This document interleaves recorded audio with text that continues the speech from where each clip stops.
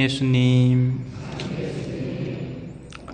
오늘 강론의 제목은 예언자를 죽이는 이들, 예언자를 살리는 사람이라는 제목입니다.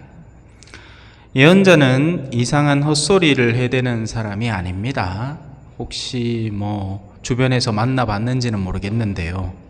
성령기도회 같은 데 가면 꼭 그런 유형의 사람들이 있습니다. 자기가 꿈 해몽을 잘 안다느니, 눈 감으면 당신에 대해서 뭐가 보인다느니 헛소리 삑삑 해댑니다. 그러면 또 원래 판매자는 소비자가 있기 때문에 판매자가 있어요. 이 모기 한 마리가 왔다 갔다 한다.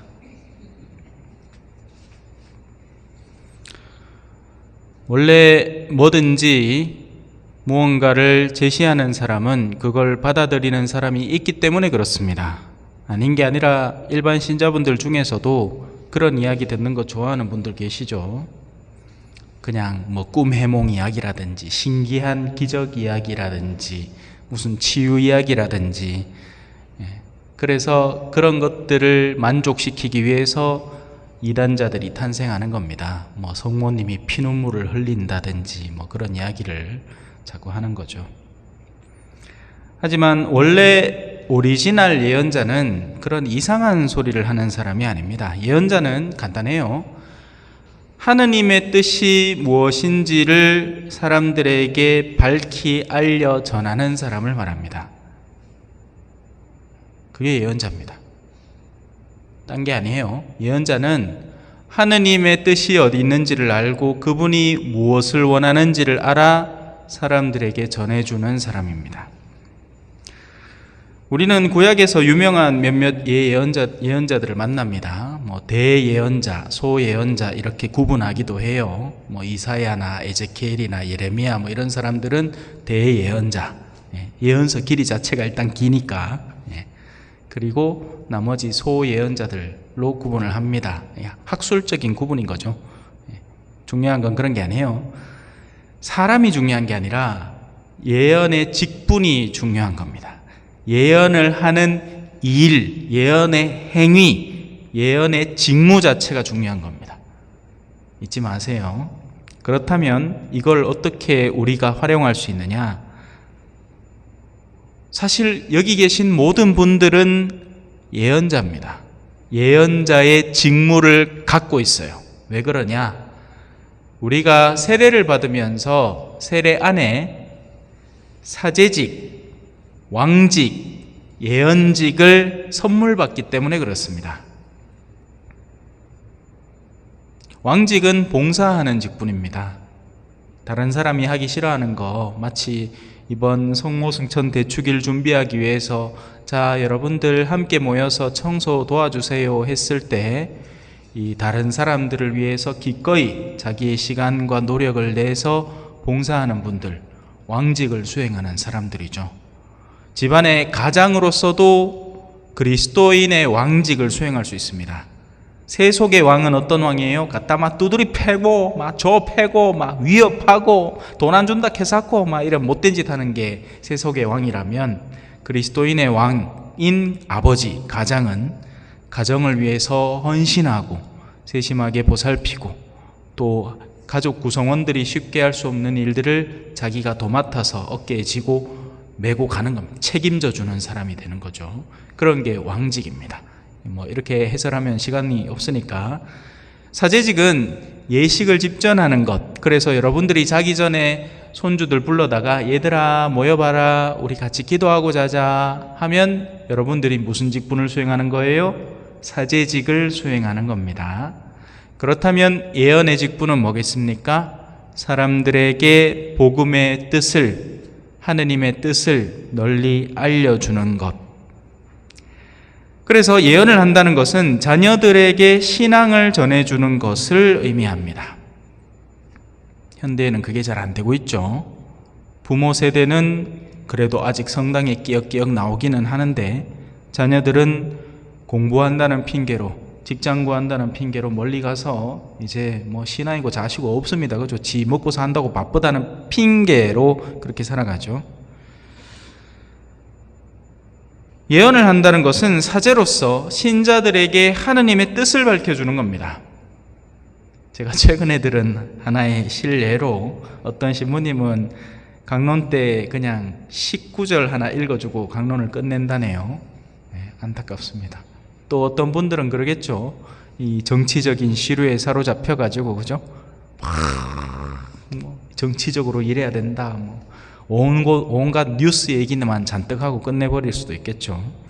하지만 실질적으로 예언을 한다는 것은 신앙을 전하는 것이고 신자들에게 하느님의 뜻을 밝혀주는 것, 그런 직분을 각자 고요한 자리에서 실행해야 되는 겁니다. 나는 자식도 같이 안 살고요, 아무도 없습니다. 하지만 경로당 가면 같이 있는 어르신들이 있겠죠. 그분들 앞에서 나의 신앙을 증거하는 겁니다. 밥 먹기 전에 성우 커다랗게 한번 끄고 먹고, 부끄러워하지 말고 기도 크게 바치고, 그러면 그걸로 이미 또 예언직을 수행하는 거죠. 그런데 이 예언자라는 직분은 오늘 일독서에서 잘 드러나지만 항상 두 가지 흐름 속에 자리하고 있습니다. 이렇게 표현하는 게 낫겠네요.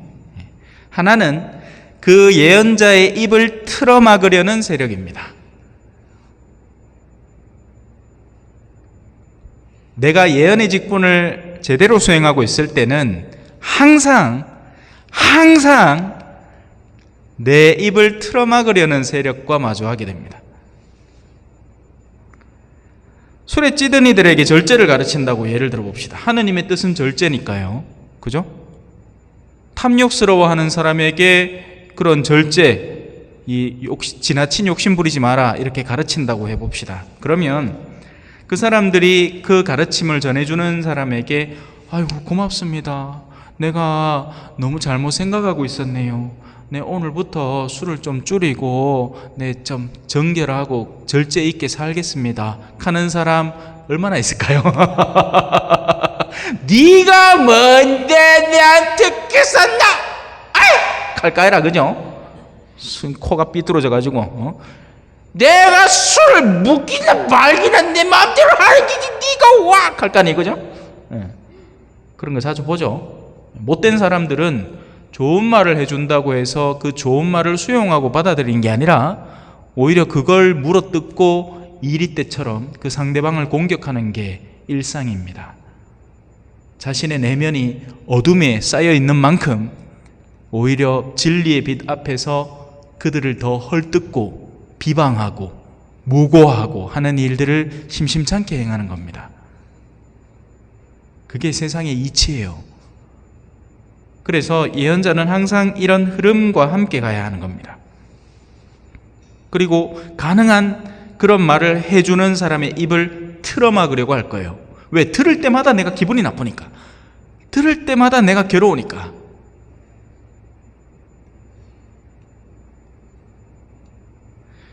심한 경우에는 그 사람을 사회에서 축출하려고 할 겁니다. 예를 들어서 직장이라고 해봐요. 직장 상사가 이 비리에 빠져가지고 뇌물 주고받고 있고 이 자기 아는 자녀들을 쉽게 막 입사시키고 막 낙하산 태우고 막 익하고 앉았어. 그런 가운데 그 밑에서 일하고 있는데 일이 이렇게 되면 안 됩니다. 여기 올바른 성적 받고 왔는 아이들이 있는데 이 친구들을 받아들여야죠. 이렇게 일하면 안 됩니다라고 했을 때 어떤 일이 벌어질 것 같아요?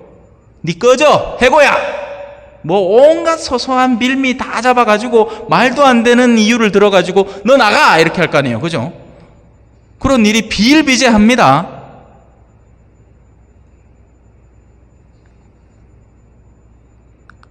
그리고 가능하다면 법제도가 막고 있어서 그렇지 할 수만 있으면 죽여버리려고 할 겁니다. 그게 가장 완전한 이 해방의 기회니까요. 그래서 우리 가톨릭 교회가 사형제도를 반대하는 여러 가지 이유들 가운데 하나는 이 사형이라는 제도가 정치적으로 적대자들의 입을 완벽하게 틀어막아 버리는 도구로 쓰였기 때문에 그렇습니다. 죽고 나면 할 말이 없잖아.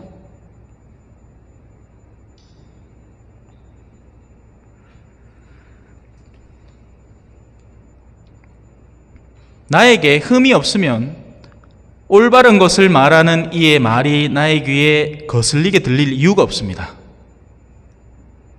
내가 술 안 먹는데 술을 항상 절제해서 먹고 있는데 술 지나치게 먹지 마라고 누가 얘기한다고 해서 뭐 알았다 끝이지. 그걸 갖고 내가 기분 나빠할 이유가 있겠습니까? 하나도 없죠. 하지만 나의 오류를 지적하는 사람의 말은 언제나 거북하게 부자연스럽게 들리는 겁니다. 내가 지금 안주하고 좋아하고 선호하는 길과 여정을 바꾸라고 이야기를 하기 때문에 그렇죠.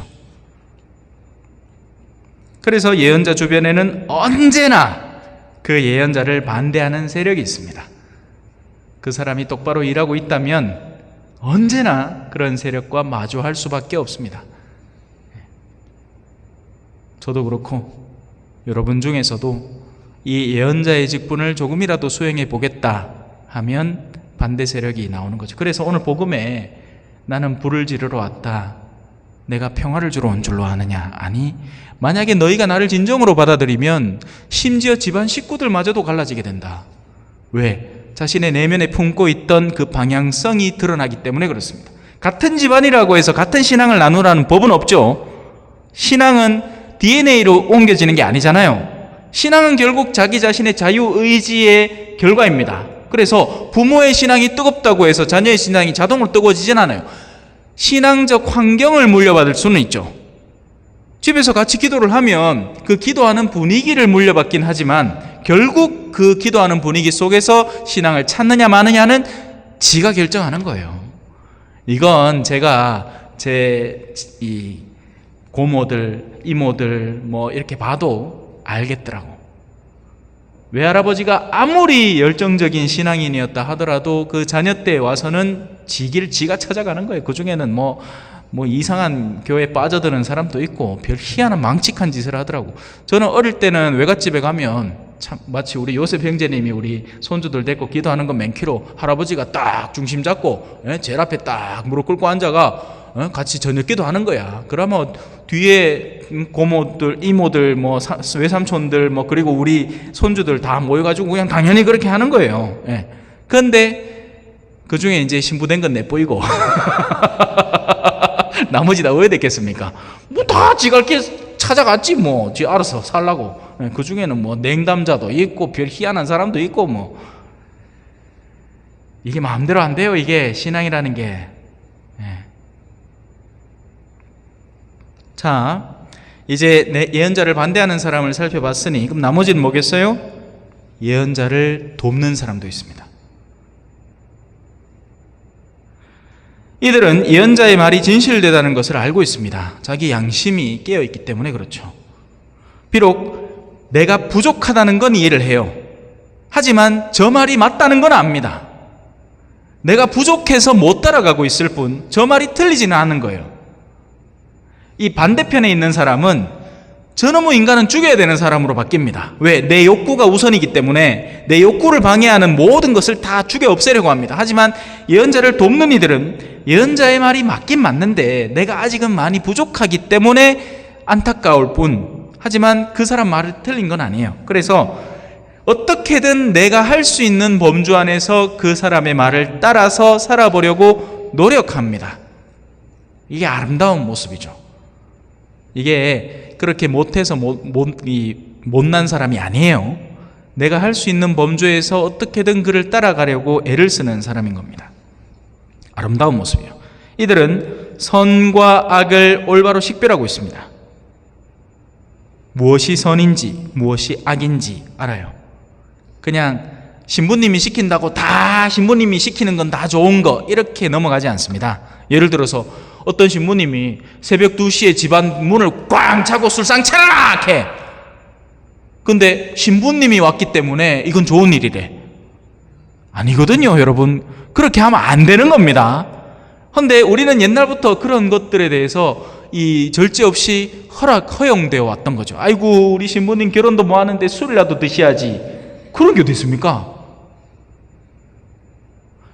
신앙적으로 양들을 이끌어야 하는 사람이면 오히려 더 정결하고 거룩하게 살아야 마땅한 거죠. 부족함과 모자람이 있어서 완벽하게 해낼 수는 없다 하더라도 그래도 엔간한 신자보다는 더 낫게 살아야 마땅한 거지.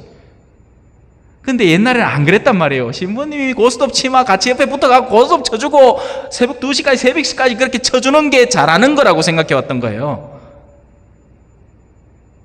옛날에는 관행처럼 여겨졌던 게 이제 아닌 게 많죠. 맞아요. 아닌 건 아닌 거예요. 결국 하느님은 예언자를 구해 주실 겁니다. 근데 문제는 이게 우리 눈 안에서 확인되는 세상 안에서 구해주는 게 아니에요. 이게 사람 환장할 노릇입니다. 그래서 어떤 일이 벌어지느냐, 악인들이 자신의 계략이 성공했다고 자만하는 순간까지 이루어지는 겁니다. 무슨 말이냐, 내가 저놈의 입을 틀어막아야 되겠다. 뭐 그래, 옛날에 예를 들어서 무슨 이 수령이다, 동네 수령이다. 근데 내 부정을 드러내는 사람이 있다. 그러면 그 사람을 죽여버리면 될 거 아닙니까? 그럼 죽이고 나면 조용해질 거 아니에요. 그러면 완전 범죄 아닙니까? 완전 범죄. 야, 이거 성공했는데 하면서 좋아하고 있을 겁니다. 하지만 하느님은 당신의 일을 어디에서 하느냐? 현세 안에서 하는 게 아니죠. 영원에서 해버립니다. 결국 누가 이기겠어요? 예언자가 이깁니다. 예언자는 구원을 받습니다.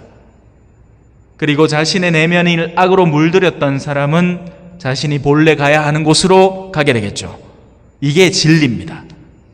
하지만 이 진리는 일반 사람들, 범인들의 눈에 보이겠습니까? 안 보이겠습니까? 안 보이는 겁니다. 지금 당장의 나의 성공, 누군가와의 결탁을 통해서 얻어지는 작은 이익들, 내 주머니에 당장 들어가는 그 돈들, 이런 것들이 나를 즐겁게 해주기 때문에 우리 가운데에는 선인과 악인이 뒤섞여 살아가는 겁니다. 하지만 결국 예언자가 반드시 이길 겁니다.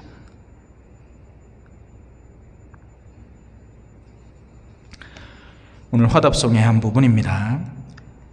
외치는 내 소리 들어주셨네. 나를 멸망의 구렁에서, 더러운 수렁에서 꺼내주셨네.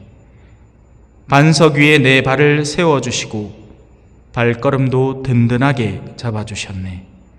잠시 묵상하시겠습니다.